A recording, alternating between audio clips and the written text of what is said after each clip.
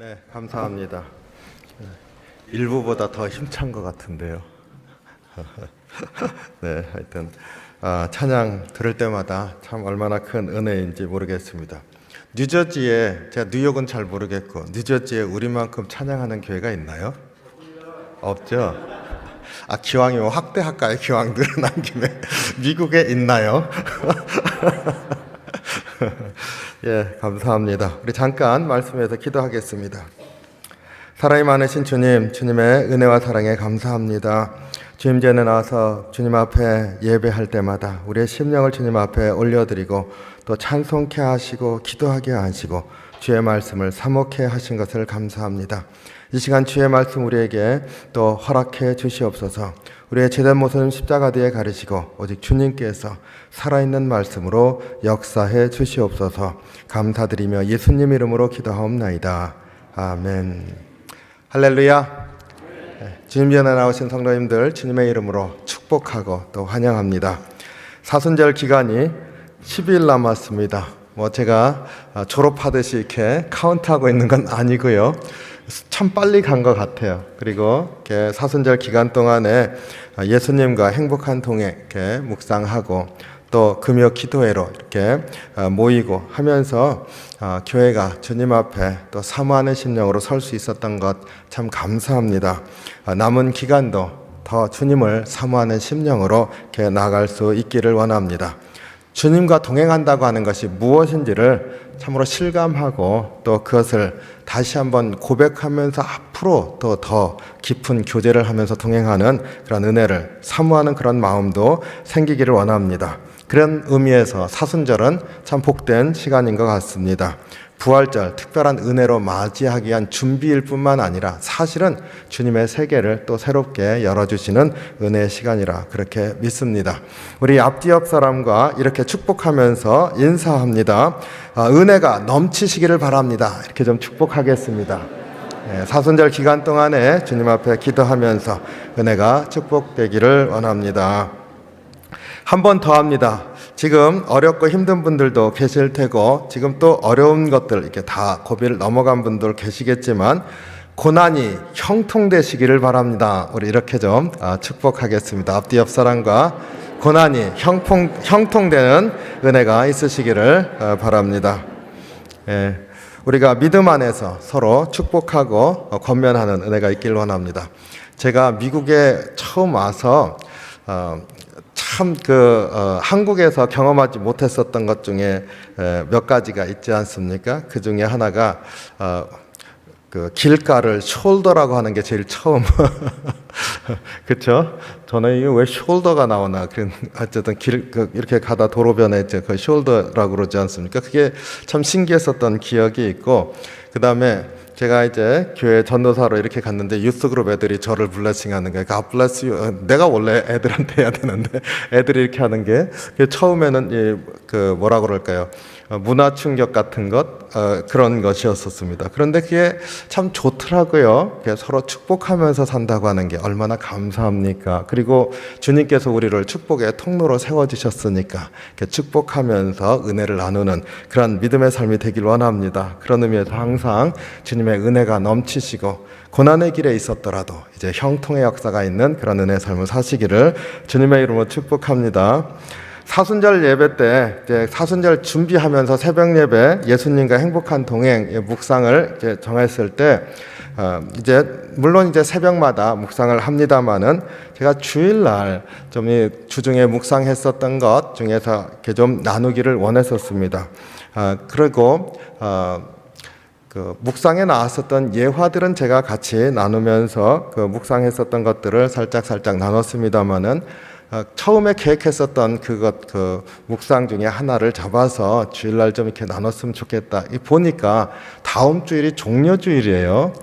그러면은 종료주일은 종료주일 설교를 해야 되니까 오늘밖에 기회가 없겠구나 싶어서 예수님과 행복한 동행 내용 중에서 제가 묵상했었던 것들을 좀 같이 나누려고 합니다.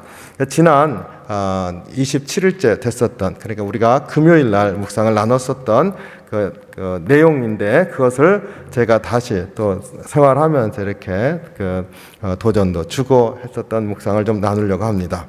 베드로전서 5장 7절 말씀이었죠. 너희 염려를 주님께 맡기라. 이는 그가 너희를 돌보심이라. 베드로전서 5장 7절에 있는 말씀으로 해서 염려를 하지 않고 사는 길이라고 하는 제목으로 지난 금요일에 묵상을 했었습니다. 그런데 이 묵상을 하고 난 다음에 그 이후에 저의 삶 가운데서 또 그의 묵상이 되어지는 부분들이 있어서 그 부분을 좀 나누면서 묵상 생활을 또 이렇게 하는구나 하는 것도 생각해 보시고, 또 성도님들 한 분 한 분 묵상 생활 하시면서 그냥 듣고 끝나는 게 아니라 그 묵상 가지고 또 살아가시는 은혜가 있으시길 원합니다. 지난 금요일 사순절 27일째 묵상에서 염려하는 현실에 대해서 두 가지를 나눴었습니다. 하나는 염려하는데 사실 아무리 염려해도 현실이 전혀 개선될 수 없다. 그거 염려한다고 바뀌는 것 아니다 라고 하는 것, 현실을 직시해야 된다. 첫 번째가 그것이었었죠. 그리고 두 번째, 염려하는 것은 우리 본성으로 나오는 것이기 때문에 컨트롤이 안 된다. 우리도 어쩔 수 없이 염려하게 된다. 인간이 타락한 이후에 우리의 본성은 악한 것만 자연스럽게 하지 선한 것을 내지 못하기 때문에 염려를 저절로 하게 된다. 그러니까 염려는 늘 있게 마련인 거죠. 우리의 본성적으로 살게 되었을 때. 그래서 믿음으로 다스려야 한다는 것을 우리가 묵상을 했었습니다. 제가 이날 묵상 이렇게 보면서 저한테 그 부분을 이렇게 설명하는 것을 읽을 때 깊이 터치가 된 부분이 있었습니다. 그것은 사단이 이 염려를 수단으로 해서 우리를 믿음으로부터 떨어지게 한다. 이게 사단의 수단이다. 이런 부분이 나옵니다. 그래서 이게 염려한다고 하는 게 본성적이고 또 어떤 의미에서는 자연스러운 인간의 모습이지만, 그러나 이것을 내가 그냥 내버려 두게 되면은 믿음에서 넘어지게 하는 사단의 수단이 되는구나. 내가 경계해야 할 것이구나 하는 그러한 생각을 했었습니다. 어쨌든 믿음의 삶 가운데서 큰 도전이 되는 게 이 염려하는 것이다. 염려의 현실을 우리가 다시 한번 직시하면서 또 염려하는 삶, 이렇게 보면 공감이 되는 부분들이 있습니다. 제가 지난 주 중에 이제 중학생 된 딸아이가 이제 같이 얘기를 하는 중에 아이가 울면서 이렇게 얘기를 했습니다. 기도도 했는데 내 기도는 하나님이 하나도 들어주시지 않는다고. 그래서 언제 기도했느냐 이렇게 물었더니 학교에서도 기도하고, 그 다음에 이제 요번에도 이제 기도했는데 하나님이 다 안 들어주셨다는 거예요. 그러면서 이제 이사를 하게 됐으니까 딸아이가 친구하고 이제 헤어지는 것이 싫어서 하는 말이었습니다. 그래서 무엇이 싫으냐 했더니 또 학교 가서 또 새롭게 이제 친구들 사귀어야 되는 것이 싫다고 그렇게 얘기를 하더라고요. 근데 사실은 2년 동안 적응하는데 많이 애를 먹었었어요. 그러니까 그런 생각을 했던 것 같습니다. 그래서 제가 그 친구하고 헤어지는 건 아니다. 이렇게 우리가 사는데 이렇게 다 모여 살기 때문에 그런 건 아니다. 제가 그러면서 지난달에 목사님들 한번 모였었는데 이렇게 보니까 목사님들 사는 것을 이렇게 쭉 봤더니요, 정말로 제가 그 아이에게 설명해 주려고 하다 보니까 어느 목사님은 저 남쪽에서 왔었고요, 체릴보다 더 밑에서 왔었고, 어느 분은 그 뉴욕에서 왔었고, 어느 분은 웨스트 뉴욕에서 왔었고, 어느 분은 뉴저지 그 저쪽 웨스트 노스 웨스트인가 그쪽 부분에서 오셨고, 어느 분은 그 에이리 웨스트로 쭉 가는 그쪽 지역에서도 왔었고, 그리고 어느 분은 이제 그 팔팍 근처에서 오셨고, 뭐 이렇게 보니까 저는 이스트 브룬스에서 왔으니까 보니까 도대체가 한 곳에 모여서 온 사람이 없이 다 흩어져 있는 사람들이 다 이렇게 모였더라고요. 그래서 이렇게 우리 모여서 이렇게 사는 것이니까 그런 거 아니다 이렇게 얘기를 했는데 그 아이에게 설득이 안 되더라고요. 그러면서 제가 마음에 이런 생각이 들었습니다. 아이 어떡하지? 이게 내가 말로 설명할 수 있는 게 아니구나 라고 하는 생각이 들었습니다. 그렇죠. 아이들은 그렇지만 이게 또 큰 문제도 아니고 시간이 지나면 자연스럽게 없어질 거죠. 그러면서 그 아이의 얘기를 들으면서 이렇게 기도를 하게 됐습니다. 하나님, 내가 설명할 수 있는 길은 없습니다. 보니까. 근데 이것을 아이가 그냥 잘 견뎌라 이렇게 말할 수도 없는 것 같습니다. 어떻게 해야 되나요? 이런 기도가 절로 되어졌어요. 그러니까 염려를 주님께 맡겨라 라고 하는 묵상을 했는데 그 묵상이 떠올랐습니다. 어떻게 해야 염려를 맡기는 것일까? 그러니까 주님 앞에 염려를 맡긴다고 하는데 이 문제를 놓고 있을 때 다 우리 정말로 성도님들 같은 경우는 굉장히 라이프 체인징 모먼트가 있는 그런 근심들이 있지 않습니까? 그랬을 때 이거는 그냥 지나가는 일상이지만 큰 문제 있을 때 염려를 주님께 어떻게 맡길 수 있나? 이런 생각을 하게 됐습니다. 그러면서 염려를 맡긴다니 간단치 않구나. 어떻게 해야 될까? 그랬을 때 역시 그날 묵상에 있었던 내용이 떠올랐습니다. 주님께서는 우리를 고아와 같이 내버려 두시지 않는다. 우리를 홀로 생각하게 하시지 않고 홀로 문제를 짊어지게 하지 않으신다. 이게 믿음의 문제지요. 그래서 주님은 우리를 홀로 두시지 아니하시고 인도하시니까 라고 하는 것이 첫 번째 마음에 떠오르면서 위로가 됐어요. 그러고 난 다음에 두 번째 그 묵상에 있었던 예화죠. 로렌 커닝햄 목사님의 예수전도단의 그 역사에 있어서 있었던 고백이 떠올랐습니다. 그 부분 이런 겁니다. 예수전도단 사역자들은 매일의 생활비를 전적으로 하나님께 의존하는데 사역자들도 처음에는 이것이 매우 힘들었다. 하지만 예수전도단이 급속히 세계로 퍼져나가게 되었는데 그 비결이 하나님을 전적으로 의존하기 때문이라는 것을 깨닫게 되었다. 로렌 커닝햄 목사님은 사람들이 묻는 거죠. 하나님께서 왜 이렇게 일하게 하시는가 하는 질문에 그 이유는 하나님을 의지함으로써 하나님이 실제하심을 매 순간 확신케 하시려는 것이다. 이렇게 대답했다고 합니다. 그러니까 우리가 묵상을 하면서 주님께서 인도하시는 것을 깨닫게 될 때마다 주님이 살아계셔서 나를 인도하시는 것을 알게 하시는 것이죠. 의지하는 경험이 있을 때 하나님 살아계시고 우리의 삶에서 내 삶을 실제로 인도하신다.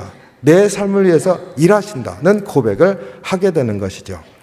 그래서 이 말씀과 이 스토리가 생각이 나면서 내 심령 가운데 위로가 되면서 하나님께서 하시는 일들 안에서 또 위로하시고 평안케 할 일이 있겠구나. 그게 무엇인지를 이제 아이의 삶을 보면서 봐야 되겠구나. 그런 생각도 해보았습니다. 중요한 것은 묵상의 예화들과 그 말씀들이 다시금 기억이 나면서 내 삶 가운데 다시 한번 주님의 길들이 무엇이고 주님이 어떻게 나누기를 원하시는지를 생각하게 하는 거죠. 주님이 나의 삶 가운데 어떻게 인도하시는지를 다시 한번 바라보게 해주는 겁니다. 염려가 현실을 바꾸지 못하고 본성적으로 염려할 수밖에 없는데 그러한 것 안에서 다시 한번 주님의 말씀과 주님의 일으키신 일들이 기억나게 하는 것. 이것은 우리의 삶에 엄청난 힘이 되어지고 우리의 삶을 이끌어가는 그런 놀라운 역사가 있다는 겁니다. 그렇기 때문에 우리가 묵상을 날마다 해야 되는 것이고 그 묵상을 통해서 내 심령 가운데 늘 묻혀있는 줄 알았었던 그 믿음의 한 자락이 다시 한번 주님의 말씀 안에서 위로를 받고 힘을 얻고 기지개를 펴는 거죠. 그래서 나를 끌고 가는 힘이 됩니다. 근데 우리가 주님 앞에 묵상하며 산다고 하는 것은 말씀이 나에게 빛이 되어서 길을 열어주시는 것이다 하는 것을 꼭 기억하시기 바랍니다. 묵상하면서 이런 것들을 고백할 수 있어야 될 줄로 믿습니다. 우리가 이렇게 주님 앞에 믿음으로 살아가고 여러 가지 부딪히는 문제들 안에서 주님 앞에 기도하면서 그것을 헤쳐나가는 삶을 사는 것, 그것이 신앙생활이라고 했을 때 오늘 베드로 사도의 말씀 본문이죠. 내 염려를 주께 맡기라. 이것을 더 묵상하게 되었습니다. 주님 앞에 맡겨야지. 주님이 이러한 말씀을 주시고 주님이 나의 삶 가운데 살아계셔서 이렇게 인도하신다는 걸 다시 한번 기억할 때 주님 앞에 맡겨라. 주님 앞에 어떻게 맡겨야 할까라고 하는 것을 다시금 묵상하게 됐습니다. 그러니까 묵상 이후에 말씀같이 나누고 생활하는 과정에서 그 앞에 있었던 그 말씀이 나에게 위로가 되었을 뿐만 아니라 그로 말미암아서 더 하게 된 거죠. 맡긴다는 게 뭐지? 이전에는 그냥 주님 앞에 이 문제, 주님 기도하면서 이게 주님 이런 문제가 있습니다. 주님께서 이 문제의 길을 열어주시길 원합니다. 이게 맡기는 거라고 생각을 했는데 지금 이 문제에서 다시 한번 그 위로되면서 그럼 내가 더 해야 될 게 무엇이지 하다 보니까 내가 주님께 염려를 맡기려면 어떻게 해야 되는 것인가? 그 지점에 이르니까 제가 그 초대교회 영성을 이제 공부할 때 두 가지 중요한 키워드를 이제 뭐라 그럴까요? 그 공부했다고 그럴까요? 그 정리할 수 있었습니다. 근데 그 두 가지가 사실은 한 가지인데요. 그런데 그 방식이 두 가지입니다. 제가 하나는 새벽 예배 때 한번 말씀을 드렸습니다. 그것은 첫 번째 키워드는 attention입니다. attention, 집중하는 거예요. 그래서 내가 주님께 집중하는 것.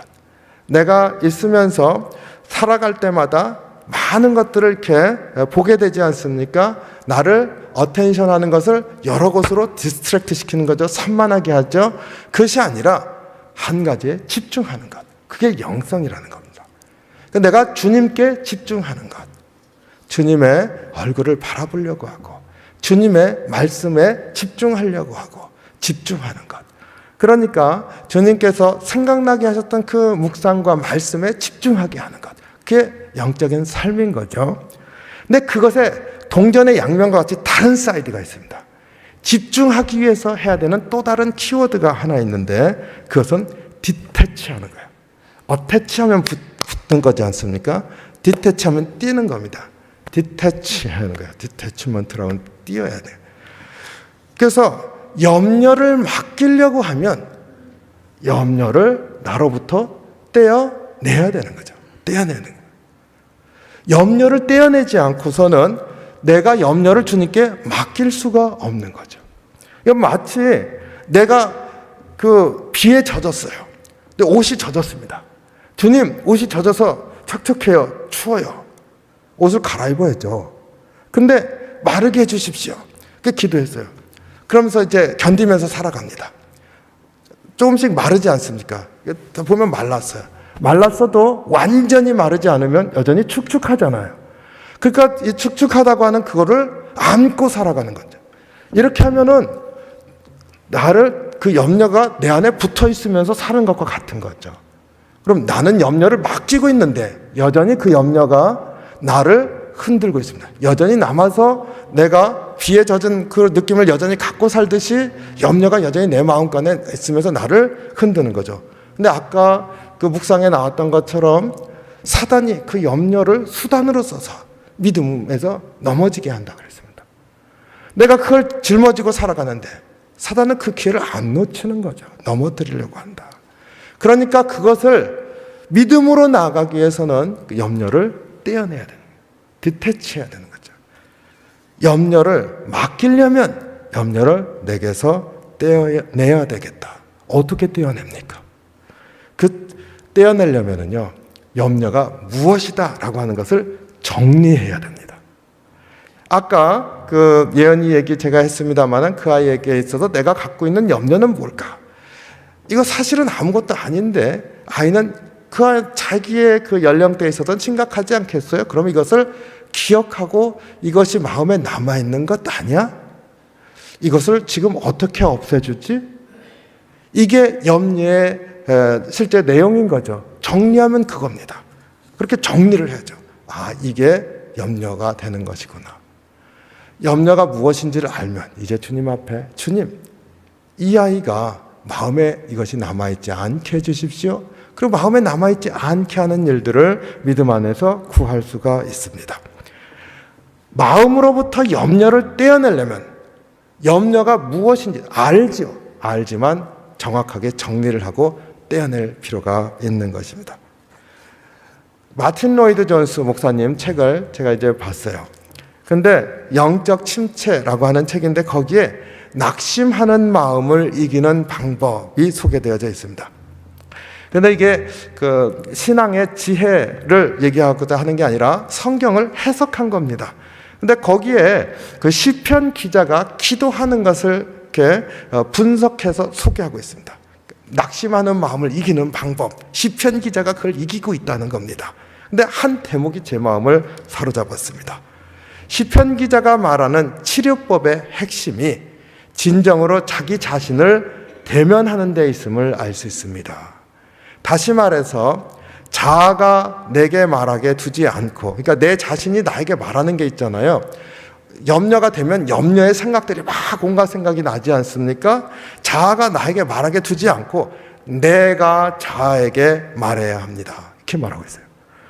그러면서 시편 기자가 자기 영혼과 자기 자신에게 말을 하고 질문을 던지듯이 우리도 우리 영혼을 붙잡고 내 영혼아, 내가 어찌하여 낙심하며 어찌하여 내 속에서 불안해하는가? 라고 물어야 합니다. 너는 그럴 권리가 없다. 왜 그렇게까지 낙담하고 침체하는가? 라고 물어야 한답니다. 시편 기자가 자신의 영혼, 내 영혼아 어찌하여 내가 낙담하느냐? 하나님께서 하시는데 내 자신에게 말하는 거죠. 이게 초대교회 기도하는 그 사막교부들의 글 중에 나오는 게 있는데요. 내 안에서 내가 염려되는 생각들이 막 떠오르지 않습니까? 그 말한다 그랬는데 그것을 로기스모이라고 합니다. 로고스가 뭔지는 아시죠? 로고스는 말씀이고 로기스모이는 그러면 작은 말들입니다. 내 마음속에서 수많은 말들이 떠오르는 거예요. 그 로기스모이인데 그 로기스모이를 제거해야 된다는 거예요. 떼어내야 된다는 거예요. 그게 이제 기도한 사람들이 하는 얘기입니다. 같은 얘기죠. 내 영혼아, 내가 어찌하여 낙담하느냐? 내가 이 낙담하고 어쩌면 이렇게까지 침체하느냐? 내 영혼에게 내가 말하는 겁니다. 내 속에서 끊임없이 일어나는 그 말들에게 내 자아가 말하고 있는 그것에 대해서 내가 말하는 거죠. 너가 무슨 권한으로, 너한테 무슨 능력이 있다고 그런 생각을 하느냐라고 말하는 겁니다. 뭡니까? 내 자신을 그 염려하는 말들과 생각으로부터 떼어내는 겁니다. 분리해내는 거예요. 그게 디태치하는 겁니다. 그래서 자아가 말하게 두지 않고 내가 자아에게 말해야 한다. 이 부분이 제 마음에 딱 와닿는 거예요. 좋은 방법 같지 않습니까? 조용하신 거 보니까 별 감동이 없나 봐요. 저는 이게 딱 보는데 내가 나도 모르게 막 생각이 들면 생각이 드는 대로 그냥 있었구나. 근데 그것을 딱 잡아서 이 생각, 그거는 말씀의 생각이 아닌데 그냥 떼어내는 거죠. 그리고는 너는 그럴 권리가 없다. 주님 말씀은 이거다라고 말하는 거죠. 마틴 로이드 목사님이 그 낙심하고 불안해하는 그 이유, 거기서 한 단계 더 나갑니다. 그런데 우리가 27일째 묵상에서 있었던 내용과 비슷한 내용이 나옵니다. 죄의 본성에 대해서 얘기를 합니다. 죄의 본성 때문에 염려는 저절로 나온다고 묵상에도 있지 않습니까? 근데 보니까 염려는 죄의 본성에서 비롯된 것이니까 우리 죄의 본성에서 비롯되는데 그 죄의 본성에 있는 것을 극복하는 건 뭡니까? 그것은요, 칭의의 은혜다 이렇게 얘기를 합니다. 그렇죠? 우리가 잘해서가 아니고 우리가 죄를 극복할 수 있는 능력이 있어서가 아니라 주님이 전적으로 십자가에서 우리를 대신하여서 돌아가셨고 그 공로로, 주님의 십자가의 희생의 공로로 우리의 죄가 용서받은 거지 않습니까? 그래서 주님을 믿는 사람들은 예수님의 의를 덧입음으로 의롭다, 칭함을 받는 거죠. 그걸 칭의의 은혜라 그랬습니다. 그러니까 그 칭의의 은혜로 말미암아서 우리의 본성에서 일어나는 일들을 극복할 수 있는 것이지 내가 극복할 수 있는 게 아니다. 다른 말로 하면은 내가 근심하는 것들로 그것을 어떻게 잘해서 극복하는 게 아니라 내 마음 가운데 주님이 하신다고 하는 것, 주님의 은혜가 나를 인도한다고 하는 것을 고백하는 것, 칭의의 은혜가 본성을 이길 수 있다는 거예요. 그것을 고백할 수 있어야 염려를 이겨나갈 수 있는 것이죠. 낙담을 극복해 나갈 수 있다는 것입니다. 그래서 믿는 사람들이 종종 죄의 본성으로 말미암아서 실패하는 그 이유가 있는데 이 부분이 재밌습니다. 저희 보면서 싶은 게요. 우리 그 칭의의 은혜가 있고 또 그러고 난 다음에 변화돼서 내가 성화를 되는 삶을 사는 성화의 은혜가 있지 않습니까? 근데 사람들이 칭의의 은혜를 가볍게 넘어간 다음에 성화의 은혜로 살려고 한다는 거예요. 주님의 은혜를 따라서 내가 변화되는 삶을 살고자 한다는 겁니다. 근데 이 칭의의 은혜를 빼놓고 이 부분이 약화되면서 그 성화의 은혜를 추구하게 되면은 그 다음엔 내가 하는 부분이 드러나게 된다는 겁니다. 순서가 바뀌면 칭의의 은혜가 뒤로 밀리고 그 성화의 은혜를 내가 추구하면서 산다. 변화되고자 하는 내 의지를 내가 무엇인가 응답해야 한다는 그 고백, 그것으로 말미암아서 사실은 내가 한다는 그러한 의식에 빠지게 된다는 거죠. 이것은 율법이라는 겁니다. 율법. 주님이 나에게 먼저 은혜를 주셨다고 하는 고백이 앞서야 되고 거기에 따라서 열매를 맺는 변화되어지는 삶으로 나가야 하는데 변화되어져 나가는 삶, 문제가 있기 때문에 극복하는 삶에 집중하다 보니까 나도 모르게 율법으로 빠지게 된다. 나도 이렇게 해야 된다. 이렇게 해야 한다. 내가 지켜야 한다. 이게 실패의 원인이다. 이렇게 말하고 있습니다. 그 염려가 되어질 때 내가 해야 되는 부분들이 먼저 생각이 나지 않습니까? 이것보다 순서가 먼저 바뀌어야 한다. 그러니까 내 마음을 말씀으로 다스릴 때 떼어내서 주님께 맡기는데 맡길 때 어떻게 합니까? 주님이 하신다는 겁니다. 주님이 은혜로 하신다는 거예요.